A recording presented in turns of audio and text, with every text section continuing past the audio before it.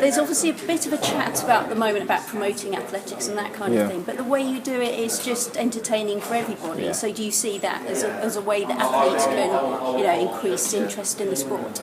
Yeah, I try to handle my social media a few different ways. One, I want to put it as a way for people to want to follow me because I'm funny and I'm cool to hang out with. The next one I want to do is I want to get people interested in athletics. It's like, oh, this funny, cool guy also does athletics. Oh my gosh, I think I'm going to watch him run. And then all of a sudden they start seeing videos of me. It's like, oh my gosh, he's wicked fast. So I have a few different ways of how I kind of control it. And sometimes I'll plan a whole week out just to get people interested in the theme that I will do for a track meet.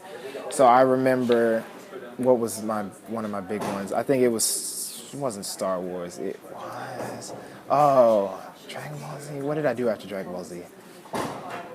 It was the it was The Incredibles. The Incredibles movie came out. Yeah. So for about a week or two, I would only tweet, or I make a lot of tweets about the Incredibles too, and how I'm a huge fan and stuff like that.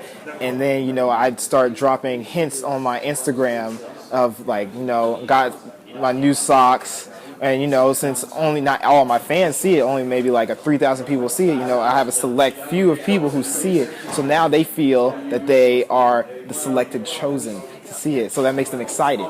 And then you go in and you start dropping, you make a little riddle about what you're gonna do. And it's just these little things, and then you start putting things in interviews, and they're like, and when people start asking you, oh, what's your theme? That's when you got them, and it's like everything is kind of planned out. And I feel that it's something that we should use all over in athletics and with meet promotion. And maybe if a track meet has special people that they're doing, maybe you start doing like guess who this athlete is who's coming to our meet, and you do it if you have a whole field of 100 people and the 100 field is hot, you just drop as you get closer, one every month or something like that, so people are reminded, oh my gosh, I just learned that this person is coming to this track meet. Oh my gosh, and he's coming here too. And they're just refreshed on things like that. Yeah. So I feel that social media is really powerful in a way that you can get people more entertained, and the world is evolving, so you got to evolve with it. Absolutely. And also I think it's good for your well-being. You've got your interest in rapping and a bit of gymnastics on the side. It's good for your well-being to have something outside of your sport, as much as doing athletics. Yeah, I agree 100%. I'm sorry to cut you off there. But when you show people that you have other interests, it shows that you're more relatable. That's what I've been told, and I've learned also through trial and error. But I know that I have a lot of interests. Art is probably my biggest love outside of track and field. Legos is another one. I have a whole Lego city that I'm building piece by piece and brick by brick and box by box. And people actually like it. And, I didn't think some people would like it, but I show it, and they're just like, I constantly get people who ask me, oh, can you paint my shoes, or you paint my shoes? And I only have so much time to paint shoes. I have a select few people that I actually do it for, but they love it. And sometimes, I might do giveaways that involve that. I did a giveaway once with, if you send me whoever I think creates the best design for this one shoe, I will do that for you and send it to you for free.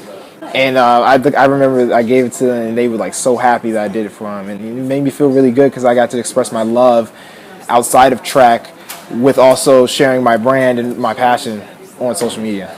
It's funny because going through your social media feed, you can do this, you can do that, and then I saw your artwork, the one where it's a pencil drawing, I think, of a guy standing behind a woman, and he's got his arm around. Oh yeah, that's amazing, absolutely amazing. I thought, is there anything this man can't do?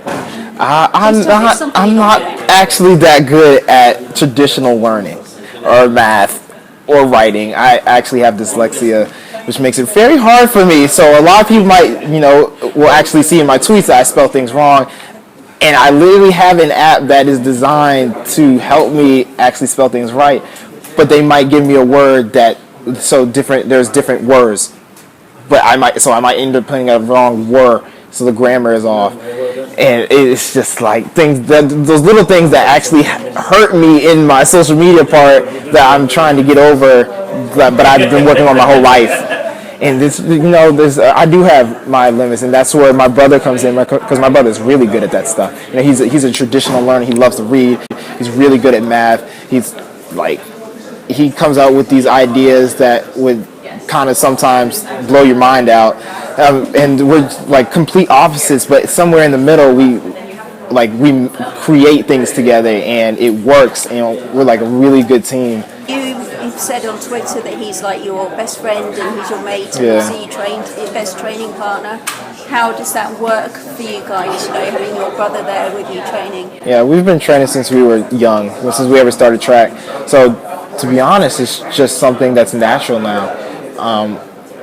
Whenever, we've both been injured at quite a few times, and we're always, trying to work through it, being there for each other, feeding off of each other's energy, just natural. I remember one time we went to high school nationals, and we were just threw on some music, we got super hype right before the track meet, and then we went out there and we swept the sprints at the high school nationals. And it's one of those moments, it's I watched him run the 400. I got so hyped, and I went out there and I won the 100, and then I won the 200, and then he came. We actually met in the 200. He was a little tired from the 400, but we swept the sprints, and we were just there's this huge picture of me yelling and him jumping on my back, and it's that's kind of the energy that we bring towards each other. Yeah, fantastic. Thank you very much for your time. No problem.